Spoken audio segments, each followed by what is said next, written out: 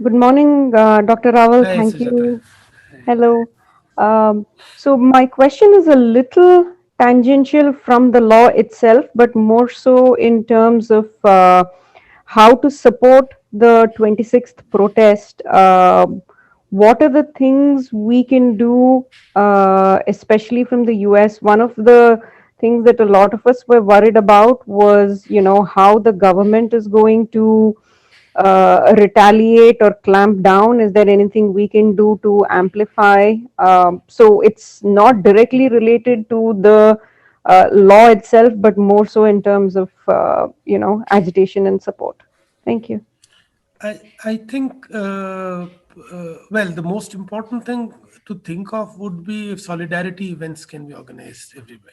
I mean, we should, that's the most important support that, people outside can give.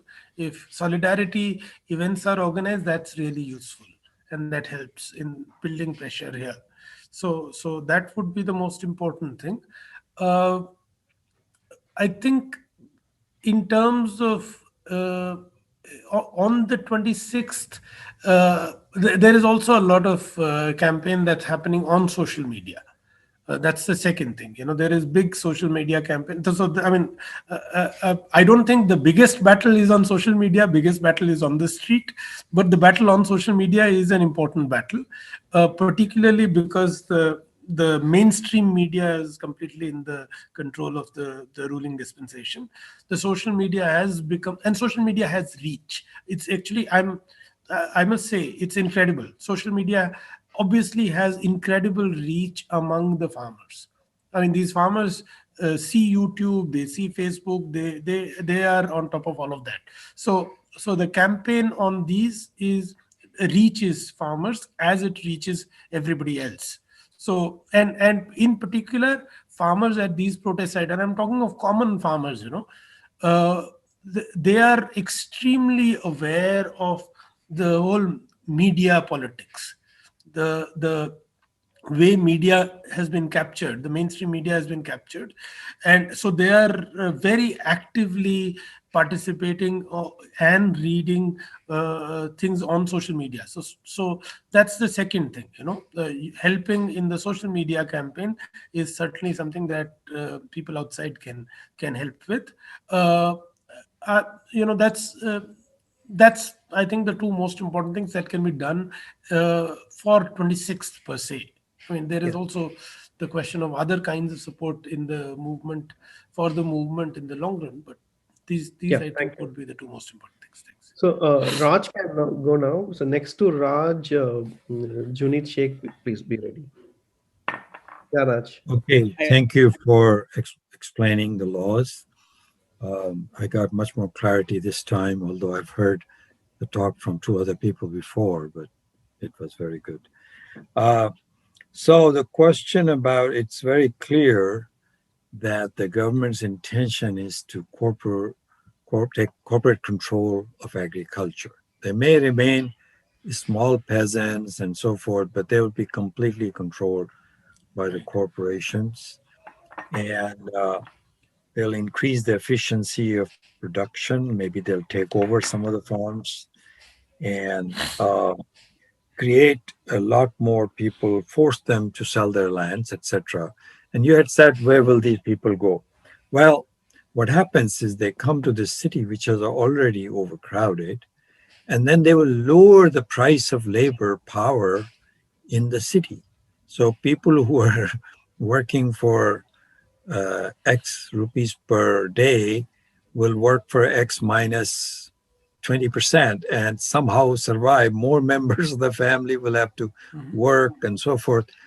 So cheapen the labor power, okay? And which will also increase profits of the corporates in production, in industrial production. So from their side, this is again. Now the question is, how do you manage the discontent? Right. And that I don't know. Maybe they have this ideology already where they can set up people against each other as they have been doing. So it is a very bad thing for both working class and the peasants. And yet, the problem is that small agriculture as it is seems less efficient in terms of production, means more manpower per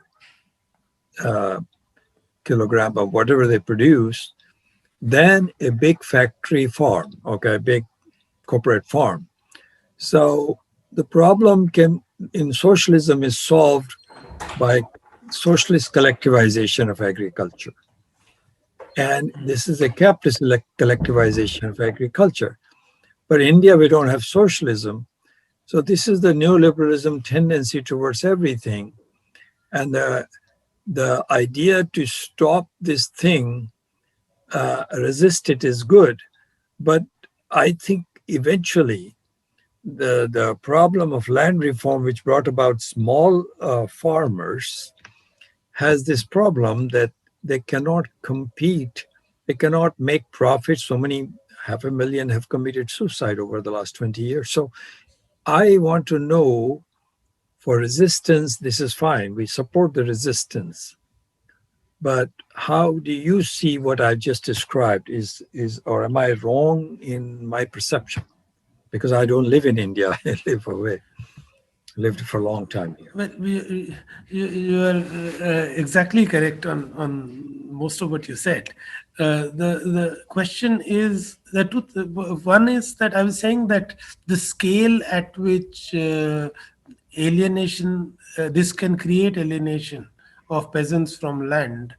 I'm not sure if Indian state is prepared to deal with it. This whole, already the cities are overcrowded, and if something of this kind happens, I mean, the swelling of ranks of working classes would be so much that I don't know if the state is prepared to handle it. That also then becomes a site for resistance. So that of course, but that itself is bad news. If the other is, but I broadly agree with everything you said. So but you're exactly right in the direction in which the ruling dispensation wants to take it. I'm not sure if it's correct to say that it's a problem of land reforms having created it. Land reforms were not implemented in most states of India, barring West Bengal and Kerala and maybe Jammu and Kashmir. Uh, in most states of India, you did not have any land reforms. So you have a situation where you have a sort of widespread tiny holdings, small holdings, without having created a basis for developing home market and creating a basis for industrialization. So unless you have a process of economic development in which a larger share of India's workforce can be absorbed in non-agricultural activities, and I'm not necessarily talking of industrial activities in major cities. You could actually have industrialization of a very different kind, in which non-agricultural employment could be generated in smaller towns, and rural industrialization and so on. Unless you are able to do that, you are able to take the pressure of land. Any form of increasing scale of production in agriculture doesn't happen. So that certainly is a big structural problem in the Indian economy, that over the last 70 years, we've really not managed to move many people out of agriculture because we've not created employment elsewhere. So that Yeah, is indeed the problem. yeah, thank you, Professor Vik. Now we have four people. It's already 6:56.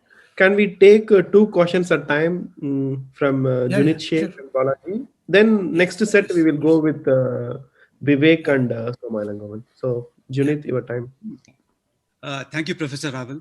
I had a question about the class composition of the protest. There are big farmers, then there are medium-sized farmers and small and marginal farmers, and then there are landless workers. So on this issue, are they seeing eye to eye when often they do not? Yeah. Right. And which will also then be used by the government to try and break certain factions from the movement. So I wanted to get a sense of the class composition of this. Next, Balaji? Yeah. Yeah. Thanks, Karthik. Yeah, thank you, Professor Rawal, for your talk Hello. and asking questions. Um, I would like to get your thoughts on the international angle. Uh, in the last talk, you made a brief reference to the 2013 ministerial when the UPA minister, I forget his name, stood up, Yes, in yes. defense of the Food Security Act. Uh, and this has been, a, a, a long-running problem, since the Uruguay round of WTO. Uh, so anyway, so I would like to get your thoughts on in the discussions. We keep hearing about Ambani, Adani, and then of course you mentioned now Pepsi. So is it possible that like Cargill and other multinational agri corporations would also benefit from it, and or is the Indian Of government course, absolutely, they, absolutely. I mean, they may also, participate indirectly, like in the case of Geo, they open it up to Facebook and Google. So there may be other things. So since many of us are in the US, uh, is there any protest against international organizations, that, or campaigns that, we should consider? Yes. Okay, so let's take the first question on class configuration of these protests. You see, I see it as follows. You see, over the last several years, there have been massive protests of farmers in India. The long march in Maharashtra, several massive, and one's talking of hundreds of thousands of farmers descending in Delhi. This has happened at really big scale over the last 2 years. What was clearly missing in those protests was was that the rich peasantry was absent. The middle and rich peasantry, these were protests dominated by the poor. The poor peasantry, Adivasis in many cases, the long march. I mean, was bulk of the farmers were poor Adivasis. You see, that has also been the character of many big farmer protests in Delhi over the last 3-4 years. That has changed with this, and what this has meant now is that the farmers have built solidarities across agrarian classes. You now have rich and middle peasantry joining them in big force. So it's I think it's a false campaign that this protest is only rich and middle peasants. That's not true at all. In fact, the poorer sections of peasantry have been agitating for a long time, and on some of these, fundamentally these issues, issue of MSP, issue of debt, there have been massive protests, and now the rich and middle sections of peasantry have joined them. And if you just look at the organizational form, the Sanyukt Kisan Morcha, which is the front which is leading the current protest, comprises of some 400 different organizations, and these organizations include all kinds of organizations with their base in different sections of agrarian classes. So there is actually I mean, that's an important aspect of what we are seeing today, is the solidarity of all sections of agrarian classes, from rural workers to the rich peasants, joining hands. Now that kind of solidarity is obviously has to be built on a program, a common program of a sort of a minimalist program. It's not a program which includes demands for land reforms and demands for justice for agricultural workers and more employment and so on. It's a limited agenda, but for on that agenda, the great thing is that these organizations have been able to build a fantastic unity. And you see, I mean, in if you go to Singhu and Tikri borders, the protests are dominated by middle and rich peasantry. But if you go to Shahjahanpur, it's very poor peasants. It's Adivasis, poor peasants, agricultural workers. And so, if you look at it in totality, one really sees representation of different sections of agrarian classes, and that's, I think, a very important thing that has happened. And it's really, in my view, the biggest strength of this this movement at this juncture. This unity of agrarian classes that has been created. Coming to the international, the role and the position of international agro-business corporations and international organizations in this, they are certainly an important player, and there is no doubt that a lot of this is related to what has happened at WTO. Uh, in fact, the fact that India's system of agricultural subsidies and India's system of public procurement is not consistent with the agreement on agriculture has been part of this narrative throughout. That's been a major justification for these reforms that the government has brought about. India has been constantly under attack from the US and other developed countries in the WTO. The constant attack that keeps happening in WTO all the time, despite what happened in Bali Ministerial. Even now, there have been recently the US has gone against India on its system of procurement. So that's a constant battle that India has been fighting in WTO. The point is that you now have a ruling dispensation in India whose heart is not in that fight. They don't really want to fight that battle. They want to give up that battle. And what they've done in India is essentially in that direction.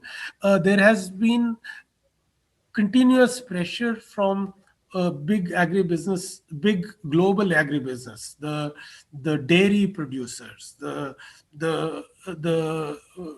pulse producers in Canada, in the US, oilseed, soybeans, sunflower, all of these, so there are, I mean, India is a major market for a lot of these commodities. And clearly now the global agribusiness already has a very strong footprint on the input side, in supply of pesticides, in supply of seeds, and in fact in supply of even fertilizers. Now, large part of Indian fertilizer supply is imported. So, the global agribusiness already has a big footprint on the input side. Now they want to have a footprint on the producer side, where they would like to be able to export to Indian market and displace some of Indian production. Yeah, thank you. So even we can doubt that the bill dictated or written in the Central William Raffat building of the Geneva, where the WTO located. It's possible they would have access to the bill before we. Well, they would certainly have their eyes on it. Yeah.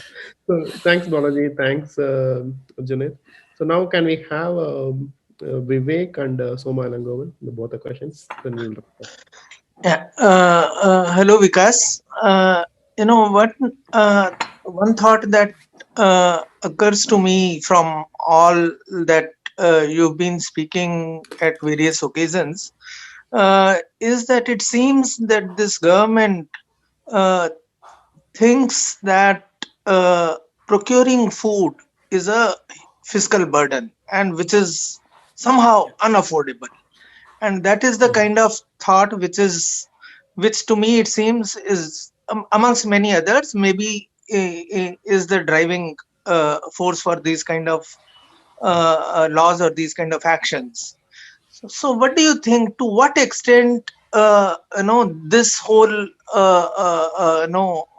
propaganda about this being a huge unaffordable burden for government of India is correct? And to what extent do you think that that's actually a desirable expense if the government has to make? So, your thoughts on this? Thank you. Okay. Yeah, Soma. My question is political. If you want to answer this, you go ahead. Otherwise, I'll ask mine also. Basically, BJP has gotten away with a lot of brutal atrocities. This one, they really cut from all sections. Congress does not have the muscle. Do you see any political leadership developing out of this very strong protest in the future? Okay. First question. Well, two things. There are two sides to it. You see, public procurement has become a big fiscal burden. Uh, but there are so I want to say two sides to it. One is that over the last 30 years, the nature of government support to agriculture has changed from providing support to farmers to providing handouts to big companies. Okay, whether it is, let us say, a fertilizer subsidy. Okay, the way fertilizer subsidy, I think I explained it last time, used to work was that the fertilizer prices were regulated, and companies, so you set a low price and you compensate the companies for the deficit. Okay, so if the cost of production is plus a reasonable profit is means urea cost is 800 rupees a bag, and you are making the company sell it at 300 rupees a bag, the government provides 500 rupees to the company. Now what has happened is that you have now said that we will give you 300 rupees, but you can charge the farmer 800 rupees. So no regulation of price. We are not going to regulate the price. We are not asking you to reduce the price. You charge what you want to charge from the farmers, and we'll give you, instead of 500 rupees, 300 rupees. So there's a double bonus for the company. Okay, this has happened with all fertilizer except urea, DAP, superphosphate, muriate of potash, everything other than urea. Okay, this has happened with insurance, agricultural insurance. You've told the insurance companies that now agricultural insurance is open to private companies. So ICICI Lombard, Bajaj Alliance, IFCO Tokyo, they do insurance. Earlier, insurance was done by a public sector corporation, Agricultural Insurance Corporation of India, essentially was tied to the banks. So when a farmer went to take a bank loan, he also paid a small insurance premium, and government paid bulk of the insurance premium, and the insurance was covered.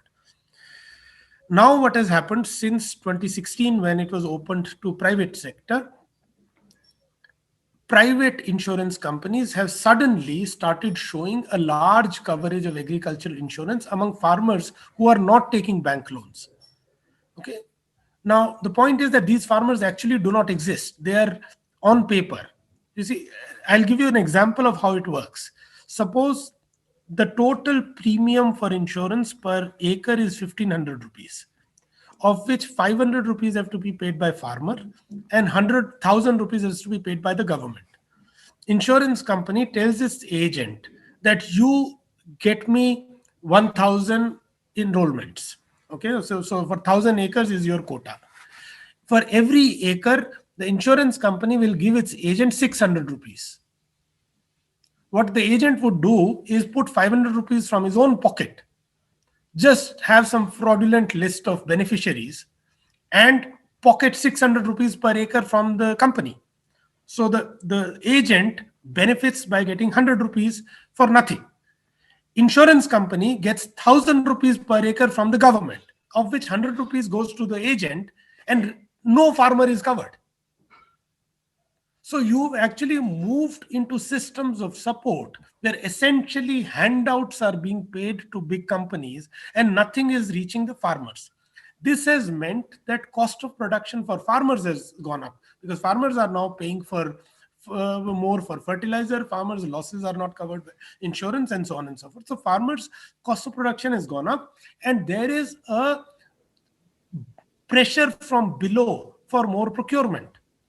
So the state is being forced to procure more, and state is being forced to procure more because now the cost of production has gone up, the MSP has to be raised, and procurement happens at MSP. The open market prices are too low and unprofitable. So that has then resulted in a situation that we are procuring ridiculous amounts of grain. I mean, I'll show you a graph here.